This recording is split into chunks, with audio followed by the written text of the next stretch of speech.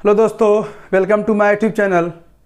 आज की क्लास में हम लोग पढ़ेंगे द्विघात समीकरण, जो बोर्ड की एग्ज़ाम इस समय 16 फरवरी से निर्धारित है। क्लास 10 की किताबों का ये बहुत ही एक तरीके से मैथ का जड़ कह सकते हैं, एक बहुत ही अच्छा लेसन है। आज हम लोग का टॉपिक इसी पे पूरी बात होगी, द्विघात समीकरण पे। तो द्विघात समीकरण में क्या होता है? द्विघात जिसपे कितने हो? दो घात। कितने हो? दो घात। देखिए x square plus 3x plus 5, इसमें कितना अधिकतर पावर है? दो घात है। ये हमारा द्विघात समीकरण कहलाया। यदि कहीं की गलती से x³ प्लस 3x आ गया तो समझ लीजिएगा ये द्विघात समीकरण नहीं है, क्योंकि यहाँ पर x पे कितने पावर है?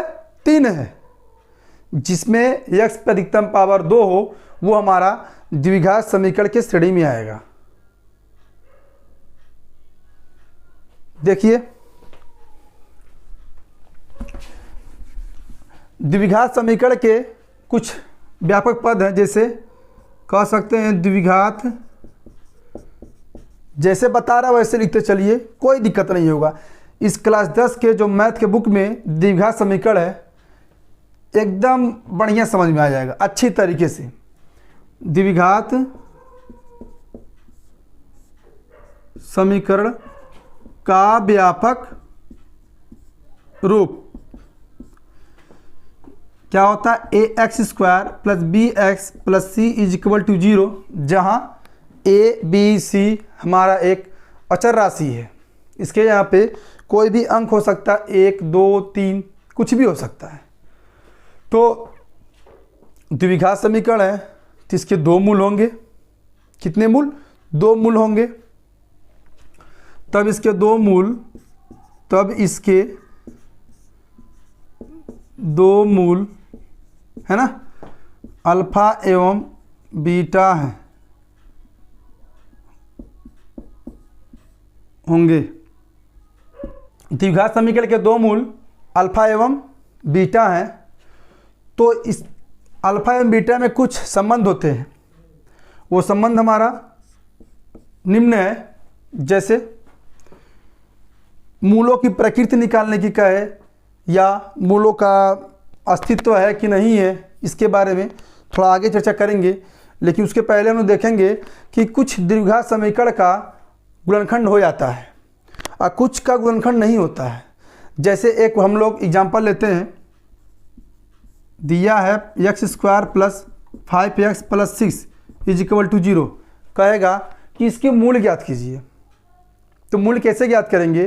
देखेंगे कि जब यहाँ पे 6 लिखा हो तो 6 का हम ऐसा गुणनखंड करेंगे दो अंकों में कि गुणा करने पर 6 आ जाए, और जिनका गुणा किया गया है उनको जोड़ा जाए या घटाया जाए, दोनों चेक करेंगे। जो मध्य पद आ जाएगा तो हमारा वह गुणनखंड जो किया गया था 6 का, वो दोनों वैल्यू इस मान को संतुष्ट करेंगे। लेकिन यहाँ थोड़ा सोचना पड़ेगा कि यदि गुणनखंड ना हो तब क्या किया जाए। इसके बाद हम लोग वही पढ़ेंगे। थोड़ा सा देखिए, यदि हम 6 में 2 को गुणा करेंगे, 6 का गुणनखंड कितना हो जाएगा? देखिए 2 गुणे 3, तो 2 3 कितना हो गया? 6। 2 में 3 का गुणा करें 6 हो गया, है ना। और 2 में 3 जोड़ेंगे कितना हो जाएगा? 5। और 2 में से 3 घटाएंगे तो -1। ज़रा देखिए, हम बोले हैं जिसका गुणनखंड करेंगे उसी का एक बार जोड़ेंगे और एक बार घटाएंगे। जोड़ने पर हमारा मध्य पद आ गया। इसे कहते हैं मध्य पद के वितरण द्वारा या मध्य पद के नियम से गुणनखंड करिए। तो उम्मीद समझ में आ गया होगा। 2 plus 3 x plus 6 is equal to 0, x² 2x plus 3x plus 6 is equal to 0। Common निकालिए, कामन। मैच खेलते होंगे आप लोग, 5 इधर होते थे 5 इधर होते थे, एक लोग उसी में मित्र आ गया, अरे भाई हम भी खेलेंगे, तो क्या होता था? चलो भाई तुम दोनों तरफ से खेलो, होता था ना ऐसा? कुछ ऐसा ही काम यहाँ भी करेंगे। दोनों में क्या करेंगे, देखेंगे कि दोनों में कॉमन क्या है। एक एक्स यहाँ, एक एक्स यहाँ, तो निकालेंगे एक एक्स, तो यहाँ दो, इसका मतलब 2x, मतलब 2x ऐसे नहीं, एक्स स्क्वायर का मतलब x गुणे x 2 बार। जब एक निकाल लिया तो क्या बचा, एक, यहाँ 2 बचा। अब यहाँ पर 3 निकाल लेंगे, यहाँ से 3 निकालेंगे, क्यों, क्योंकि 3 के पहाड़ा में 6 भी आता है और यहाँ 3 भी लिखा हुआ है। यहाँ पर x है लेकिन यहाँ पर x नहीं है, तो x प्लस 2। थोड़ा तेज से चल रहा है क्योंकि आज हम लोग इस टॉपिक को पूरा समाप्त कर देंगे। जब हमारा सवाल सही होगा तो ये दोनों ब्रैकेट मिलेंगे, यदि गलत होगा तो नहीं मिलेंगे। देखिए x प्लस टू मिल रहा है, यानी कि हमारा सवाल क्या है, सही है। हमने जो लगाया क्या है वो सही है। x plus 2 is equal to 0, उधर भेजेंगे -2, x प्लस 3 बराबर 0, उधर भेजेंगे -3, है ना। अब इस समीकरण के, इस द्विघात समीकरण के दो मूल 2 और 3 हो गए। मैंने क्या बोला था कि द्विघात समीकरण के दो मूल होते हैं अल्फा एवं बीटा। आप कुछ भी मान सकते हैं, प्रतीक रूप में 2 मूल होते हैं। तो ये तो था जो मध्य पद के वितरण से या मध्य पद के गुणनखंड द्वारा गुणनखंड हो गया। लेकिन कभी कभी ऐसा होता है कि गुणनखंड नहीं होता है, गुणनखंड होता है लेकिन मध्य पद के नियम पालन नहीं करता है। जैसे एक सवाल हम लेते हैं, x स्क्वायर प्लस 7x, है ना, प्लस 5 ले लीजिए। चलिए हम लेते हैं 9, तो 3 तरीका 9 और 3 करने के कितना होगा 6, और 3 में से 3 घटाएंगे 0 आ जाएगा। लेकिन ये मध्य पद की विधि से नहीं लग पा रहा है, तो ऐसे कंडीशन में एक हमारे गणितज्ञ श्रीधराचार्य ने अपना मत दिया था, अपना नियम दिया था। वो नियम कुछ इस तरीके से है, देखिए, जब क्या लिखेंगे, जब द्विघात, है ना, समीकरण का गुणनखंड ना हो तो निम्न सूत्र का प्रयोग करते हैं। वो क्या था, यदि कोई मान लीजिए सवाल में चर राशि द्विघात समीकरण का कोई चर राशि x है तो x लिख लीजिए, y है तो y लिख दीजिए। वो होता है -b plus minus √b² - 4ac/2a। इसे कहते हैं श्रीधराचार्य का नियम। किसका, श्रीधराचार्य।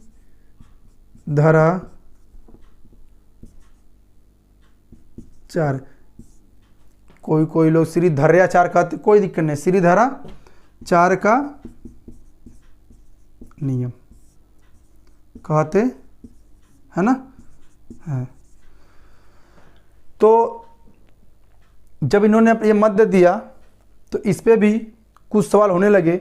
जैसे मान लीजिए जिसके गुणनखंड 6 था, 2 3 6 और 2 3 5 तो हो जा रहा था, लेकिन कभी ऐसा फंस गया कि गुणनखंड नहीं हो रहा था, तब हम लोग इसका प्रयोग करेंगे सवाल में। अब इसका प्रयोग सवाल में करेंगे, आगे के क्लासों में बताया जाएगा। तो हम लोग थोड़ा सा समझते हैं। देखिए, ये होता है विविक्त कर।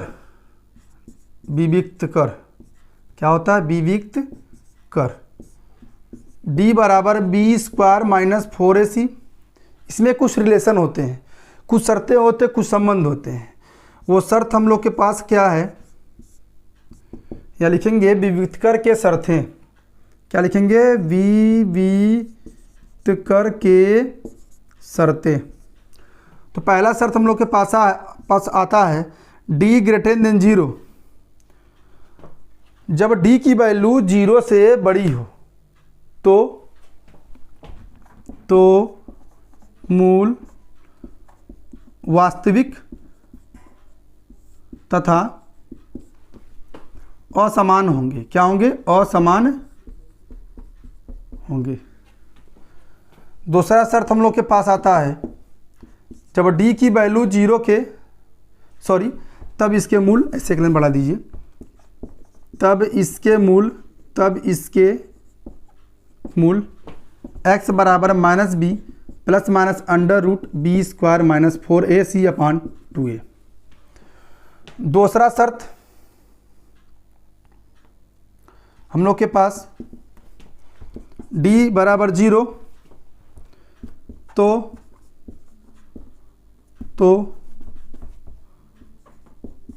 दोनों मूल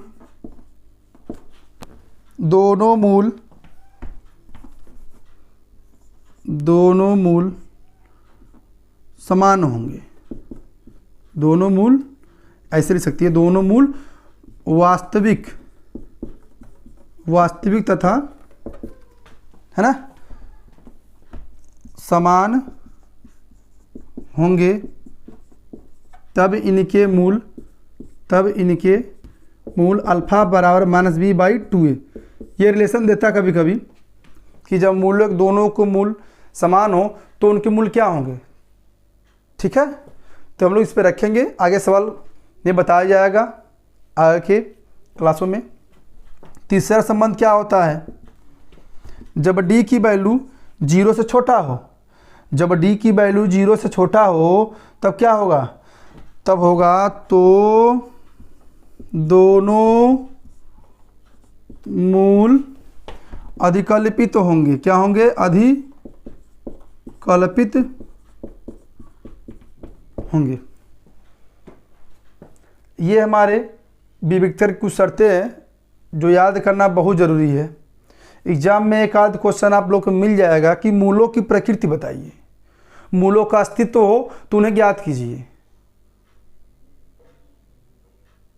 तो इसको नोट कर लीजिए, स्क्रीनशॉट ले लीजिए आप लोग। अब इस पे कुछ सवाल पढ़ेंगे हम लोग। पहला क्वेश्चन हम लोग के पास है, x square minus 3x minus 10 बराबर 0 के मूल ज्ञात कीजिए, के मूल ज्ञात करें, है ना। तो देखेंगे हम लोग कि इसका गुणनखंड हो रहा है नहीं। यदि गुणनखंड हो रहा हो तो मध्य पद के नियम द्वारा लगा देंगे, नहीं होगा तो हम लोग श्रीधराचार्य के नियम का पालन करेंगे। थोड़ा देखते हैं, 10 का गुणनखंड ऐसा करिए जो गुणा करने पर 10 तो आए, लेकिन जिन दो अंकों का हम लोग गुणा करेंगे उनको एक बार जोड़कर और एक बार घटा के जरूर चेक करेंगे कि क्या वह 3 आ रहा है। देखिए 10 का गुणनखंड हम लोग के पास 2 गुणे 5 हो गया, तो 5 में 2 का गुणा करेंगे 10, 5 में से 2 घटाएंगे 3 आएगा, और 5 में 2 जोड़ेंगे तो 7 हो जाएगा। तो कहीं ना कहीं देखिए यही जोड़ने वाला गलत हो गया।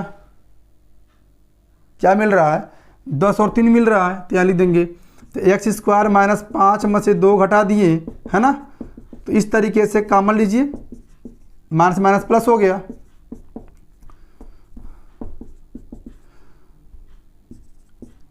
एक्स कॉमन निकालेंगे प्लस 2 होगा, एक्स कॉमन 5 निकालेंगे यहाँ पर, 2 निकालेंगे तो 2 पचे 10 होगा।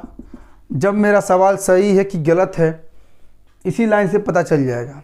जब हमारा ये दोनों ब्रैकेट समान हो, उनके अंक समान हो, उनके गुणांक समान हो, उनके चिन्ह समान हो, तो हमारे सवाल सही है। जब ये दोनों ब्रैकेट ना मिले समान तो समझ लीजिएगा कहीं ना कहीं सवाल में हम लोग गलती कर दिया गया है। तो x माइनस 5 और x plus 2 is equal to 0। एक बार लेंगे x माइनस 5 बराबर 0, x बराबर 5 और x प्लस 2 बराबर 0, x बराबर माइनस 2। देखिए द्विघात समीकरण है, अधिकतम घातक संख्या 2 है, इसलिए 2 मूल इसके हो गए, ये इसका हो गया मूल। तो हमारे पास है मूल क्या हो गए, मूल हो गए हैं हमारे पास 5 और माइनस 2 होंगे। ये प्रश्नावली आप क्लास 10th का जो हम लोग सवाल लगाए हैं, ये 4.2 का, किसका 4.2 का क्वेश्चन पहला है। प्रश्नावली इसका है। इस चैप्टर के इस एक्सरसाइज के सभी गुणनखंड इसी तरह होंगे। यदि गुणनखंड नहीं होता है तो श्रीधराचार्य के नियम का हम लोग पालन करेंगे, जो हम लोग आगे के क्लासों में पढ़ेंगे और आगे के विषय में पढ़ेंगे।